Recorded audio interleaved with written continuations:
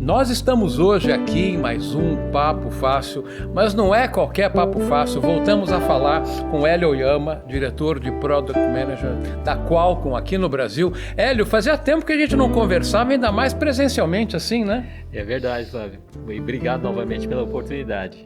É sempre bom poder conversar com você, Hélio, porque você costuma trazer luz às coisas que a gente tem. A Qualcomm não é um mundo, é um universo, né? Aliás, aqui bem no começo desse vídeo, eu já vou colocar um atalho na tela para as nossas últimas conversas com você, com a Qualcomm, né? Afinal, a Qualcomm, tantas conversas, já temos até playlist dentro do Papo Fácil. Mas hoje nós estamos aqui no 5G Summit Brasil, né? Que é um momento importante. O 5G chegou. 5G chegou, está aí, realmente ele chegou em grande estilo e exatamente é um momento, acho que bastante oportuno para a Qualcomm fazer esse evento, justamente aí para abrir, fazer uma discussão com toda a sociedade, governo, a indústria, para mostrar aí quais são as oportunidades de negócio aí que a gente tem com 5G, especialmente aqui no Brasil. Porque fala-se muito do 5G. Aliás, a primeira vez que eu fiz uma imersão no 5G, eu não vou me esquecer disso. Acho que foi no final de 2018, talvez, ou 2017. Eu tive num summit desse em Hong Kong, a convite da Qualcomm. Um summit de 5G muito legal, onde se falaram coisas que agora eu estou vendo que estão acontecendo. São muitas divisões de frequências, múltiplas aplicações. Assim, num apanhado geral, Hélio, o que a gente pode destacar do 5G, já que esse vídeo vai aprofundando aqui conforme a gente vai falando? Bom, você tocou num assunto bastante importante que é com relação à alocação de frequências. No caso particular do 5G, aí está uma das flexibilidades da tecnologia. Ele possibilita e tem alocação de frequência para várias frequências, né? Tem a frequência baixa, que é muito importante para dar uma cobertura muito boa para os dispositivos. Tem uma frequência média, que além de ter uma conjugação de cobertura com capacidade. E aí sim tem as frequências ondas milimétricas, né? No caso aqui do mercado brasileiro, 26 GB, né? N258, a especificação conforme o 3GPP. Ele traz sim altíssima velocidade, baixa latência e alta capacidade. Então, você tem baixa frequência, uma área de cobertura maior, bem grande, realmente para dar cobertura, uma cobertura média com o 3.5 GHz, e depois uma cobertura um pouco menor, mas com ganho bastante alto desses itens que eu comentei com você, que é alta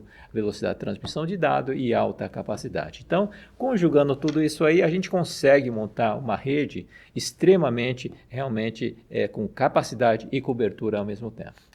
Sabe que você até comentou comigo há pouco que você faz uma crítica que a forma como foi feita essa alocação no Brasil foi bem interessante, né? Porque conseguiu dividir bem as aplicações. Não, eu acho que a forma com que a alocação de frequência, né, a designação de frequência foi muito boa, foi muito acertada, porque ele fez, digamos assim, a licitação, ou a alocação, ou a licenciamento da frequência de forma não arrecadatória. Uhum. Isso privilegia, né, o investimento em termos de redes. Então, você, no caso, obviamente, as operadoras em particular, ela tem um recurso financeiro limitado. A partir do momento que você faz uma alocação, né, não arrecadatória, mas sim através de requerimentos de cobertura, eu acho que todo mundo ganha, né? Porque principalmente a sociedade ganha, porque aí as operadoras, em vez de gastar os seus investimentos em pagamento da alocação de frequência, ele vai gastar sim, investir em implementação de redes e, portanto, cobertura, o que realmente a sociedade realmente busca. Não, e você me explicou há pouco que, começando nas frequências baixas, os 700 MHz, né? Que Correto. veio da TV analógica. Exatamente. Aquela da anteninha com bombril, não era isso? Isso mesmo. Foi cortado, não existe mais, então isso ficou alocado para o 5G de maior alcance, e no outro espectro está o millimeter wave, que é altíssima velocidade, mas alcance menor. E como conciliar dentro de um dispositivo, seja ele um smartphone ou um dispositivo outro, como é que você concilia essas diferenças todas, né? Como é que você vai conseguir garantir que você vai ter sempre cobertura e velocidade? Bom, o dispositivo, né, seja ele um smartphone ou um CPE ou etc., qualquer outro dispositivo, né, esse é um ponto também que esse 5G Summit, em particular a Qualcomm, você deve ter percebido, a gente tem múltiplos dispositivos aí, é a estratégia de diversificação da Qualcomm e também está em linha com o que o próprio 5G tem como vislumbra, como vários dispositivos, né, várias categorias de dispositivos, sejam os smartphones, CPEs, carro conectado, seja ele um relógio conectado, né, relógio inteligente conectado e vários outros, né? Voltando à sua pergunta, Xandó, é o seguinte, a gente consegue colocar várias frequências dentro de um dispositivo celular, em particular um celular que tem tamanho reduzido, exatamente está a inovação da Qualcomm em particular, tá? Primeiro é que a gente implementou uma solução de ondas milimétricas chamada QTM, que é basicamente um módulo, né? Um módulo de quê? Desde que vai esse sistema, desde o transceptor, que transforma zeros em ondas milimétricas, no caso particular aqui, e várias até a antena. Ou seja, esse pequeno módulo que vai dentro do smartphone, ele já faz tudo isso aí, de forma pré-testada, pré-configurada e faz com que várias vantagens nós tenhamos com essa solução. Primeiro que em sendo pré-testada, pré-configurada, você tem uma qualidade maior. Segunda vantagem, você tem um tamanho reduzido. Uma economia de bateria, consequentemente, também com relação a esse tamanho reduzido. E outro ponto também que você consegue acomodar todo esse sistema de RF dentro de um pequeno smartphone. Eu posso dizer que esse dispositivo, esse componente da Qualcomm, é um pequeno maestro que escolhe o instrumento que vai tocar a cada hora. Perfeito. E no caso particular dessa solução, é específico para as ondas milimétricas. E tem uma outra vantagem aí, no caso, a meu ver, para o mercado brasileiro, para o mercado em geral, que ele suporta várias frequências em ondas milimétricas. Como você sabe, existem as ondas milimétricas mais com alocação americana, né? Especificamente aí, de acordo com o 3GPP, o 261 americano, ou então o N257, que é a versão japonesa e coreana, e tem a nossa, né? A N258. Então, no caso brasileiro, ele escolheu essa designação de frequência, eu achei muito bem acertado, porque é o maior ecossistema, a nosso ver, que está muito harmonizado com vários países em nível mundial, né? Aqui o Brasil, América Latina, Europa, né?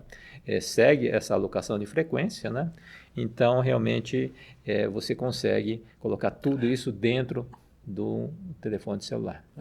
Bom, a gente vai falar daqui a pouquinho sobre aplicações B2B do 5G, que parece que é um grande destaque, mas eu não posso deixar de te perguntar, até porque, até vou te contar, sabe que um dos vídeos mais assistidos do Papo Fácil é um daqueles que nós conversamos sobre famílias de processadores, quando a Qualcomm lançou a série 7, né? Correto. Temos um vídeo que é incrível, como teve gente que assistiu, e eu preciso te perguntar sobre isso, que é o seguinte, 5G é privilégio só de que tem série de topo da Qualcomm ou tem mais outros sockets que também suportam 5G? Excelente ponto, Xandó. Não, a Qualcomm, como você conhece muito bem, nós temos uma família de processadores. Nós temos a família 8, 7, 6, 4 e 2. Nós já chegamos o 5G até a família 4. Uau! Ou seja, democratizou. E é exatamente esse o objetivo, fazer a democratização e popularização do 5G nos dispositivos móveis. Quer dizer, você tem fabricantes aí, vou citar como exemplo, não tem nenhuma ligação com esse vídeo, mas você pega uma Samsung que tem aparelho de R$1.000 a aparelho de R$13.000. Ela pode, em um belo momento, ter 5G em todo o seu espectro. Esse é exatamente o objetivo da Qualcomm. Desde o topo, da família Premium, né, série 8, né, e até da família série 4, né, que você permite, então, realmente ter dispositivos mais acessíveis. E isso é extremamente importante para os mercados emergentes, né, no geral, em particular aqui para o mercado brasileiro. Eu já tive o gostinho. Esse Z Fold aqui que está filmando você, essa câmera que está direto apontada em você, ativei o 5G outro dia, já temos o 5G em São Paulo, já está funcionando. Esse é um 888, se eu não me engano, o Z Fold 3. Ok. Então já está, eu já sou testemunha que está funcionando. Agora, bom, sobre as aplicações de negócios, né? Aqui no Summit eu passei já a manhã inteira e um pedaço da tarde, falaram muito que um dos pontos fortes do 5G são aplicações de negócio, extensibilidade de IoT, enfim, comenta um pouco sobre esse enfoque, porque me parece que é bem importante, inclusive também se falou muito aqui em monetização. Eu acho que é como que as empresas, as operadoras, enfim, vão acabar viabilizando. Como que é essa história do 5G para negócios? Conforme a gente sempre fala, né, no caso aqui das várias gerações de tecnologia celular, do 1G até o 4G, basicamente nós tivemos a conexão entre pessoas, né, prioritariamente. No 5G, além de conectar pessoas, nós vamos conectar literalmente tudo. Né? Aí vem o contexto do IoT. Né? Eu acho que o 5G, eu acho que não é sempre bom enfatizar isso. O 5G realmente é uma tecnologia disruptiva que realmente vai permear os vários segmentos de mercado. Então, concretamente falando, quem é que vai se beneficiar do 5G? É a indústria 4.0, né? Para fazer interligação ou conexão entre as máquinas, seja em um robô, né? Seja uma câmera dentro do contexto de uma indústria, ele vai ser mais eficiente. Agronegócio. Agronegócio, excelente maquinários conectados. Excelente ponto, porque o agronegócio, no caso particular do Brasil, que corresponde aí a 25%, 30% do PIB brasileiro, é um segmento de mercado extremamente importante aqui para o Brasil e certamente ele vai ser beneficiado pela tecnologia 5G também. E outros, né? A indústria automobilística, nós estamos falando aqui dispositivo extremamente importante que a gente acabou anunciando também aqui no nosso Summit, que são os computadores conectados, sim. Correto? Baseado em ARM.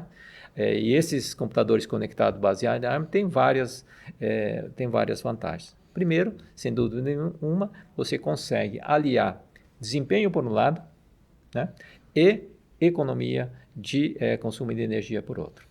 São computadores aí com mais de 20 horas de duração de bateria ininterrupta. Então, realmente é uma tecnologia aí que veio para ficar.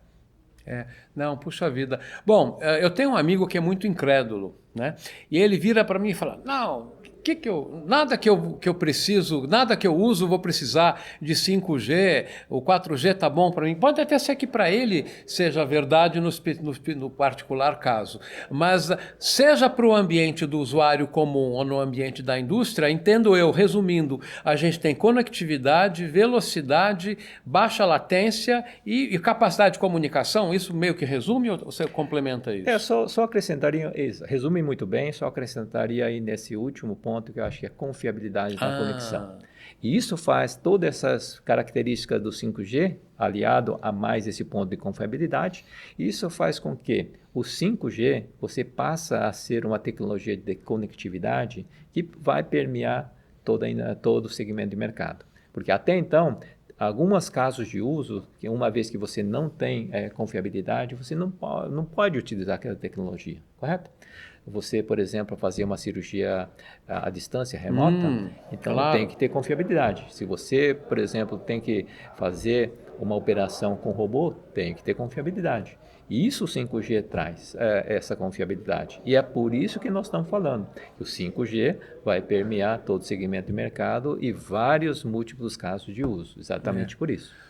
Olha, Hélio, muito, muito legal. Aqui mesmo no Summit, o Luiz, que é o presidente da América Latina, né? Correto. Ele apresentou para a gente aqui no nosso almoço. Estamos na sala onde almoçamos, que já foi descaracterizado, mas estamos aproveitando para filmar.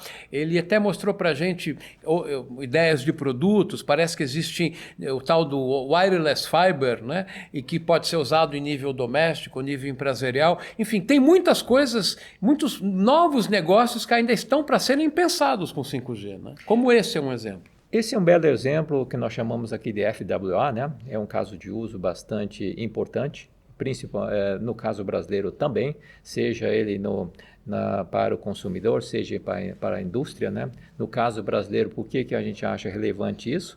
Porque uma vez implementado a rede 5G, a rede 5G é multisserviço. O que eu quero dizer com isso? Assim, a rede 5G pode servir tanto para você conectar o smartphone, que é uma aplicação convencional, mas já que a rede já está implementada, então por que não também utilizar para outras aplicações como o FWA? RWA, basicamente, conforme você conectou, ter um dispositivo, né? É um roteador que, por um lado, você tem a conectividade 5G e, por outro, você irradia dentro de casa, por exemplo, a conectividade Wi-Fi. Porém, Wi-Fi 6. Wi-Fi 6, em alguns casos, inclusive Wi-Fi 6E. Né? Ah, tá. Isso é muito importante porque se você tem uma alta velocidade na conectividade 5G, né, você também tem que ter o seu correspondente e estar alinhado essa capacidade de conectividade e velocidade também do outro lado do Wi-Fi. Então, principalmente para o mercado brasileiro, e que tem grandes extensões territoriais e mesmo em áreas metropolitanas, que muitos dos condomínios aí não contam com fibra, certamente não chega, né? É uma excelente alternativa. Olha como um assunto vai puxando o outro. A gente acabou de falar de Wi-Fi, Wi-Fi 6. Uma das também conversas bastante bacanas que a gente teve foi sobre esse assunto de Wi-Fi. Bom, enfim, olha, Hélio, é um mundo isso. A gente aqui poderia passar a tarde inteira conversando. Eu sei que você tem que voltar para o evento, né? E eu gostaria de agradecer demais esses seus esclarecimentos. O 5G está no nascedouro no Brasil, mas já é de verdade. Os celulares já estão captando o sinal. Então, que a gente possa daqui a algum tempo conversar de novo e vamos falar onde que o 5G já chegou. Vamos conversar de novo mais para frente? Com certeza. Eu acho que o 5G já é realidade. Né? A gente está vendo o desenvolvimento do 5G, a implementação do 5G está de forma acelerada, não só aqui no Brasil, no mundo inteiro, né? E certamente aí eu espero o seu convite novamente, é um grande prazer, como sempre, falar com você e com o seu público. Vamos conversar sim. E só aqui no encerramento do vídeo, não posso deixar de registrar, o Luiz me apresentou uma iniciativa da Qualcomm que está fomentando, está investindo na Unicamp, né? Não é isso? Tem uma ação que vocês estão fazendo um financiamento, acho que a estudantes, enfim, para ajudar a fomentar o ecossistema de mão de obra tão importante, né? Certamente, esse é um investimento que a Qualcomm sempre enxerga que realmente ter assim, conhecimento, ter a formação da parte humana é extremamente importante. Esse é um aporte que a Qualcomm está fazendo, $750 mil ali na Unicamp, para justamente alocar esse dinheiro para, digamos assim, fazer funding, de alocar bolsa de estudo principalmente para alunos carentes. Essa é a contribuição da empresa aqui para o mercado brasileiro. Com certeza. Fantástico isso, uma iniciativa extremamente boa, porque todos ganham. A Unicamp ganha, a Qualcomm ganha por poder estar fazendo isso e as pessoas que também vão ter os benefícios. Hélio, vamos conversar novamente, vamos fazer um refresh do 5G mais para frente. Combinado? Combinado, e fico à espera então do seu convite. Não, super obrigado. Esse foi mais um Papo Fácil aqui com Hélio Oyama, gerente de Product Management da Qualcomm do Brasil. Super obrigado e até a nossa próxima conversa. Até lá. Valeu.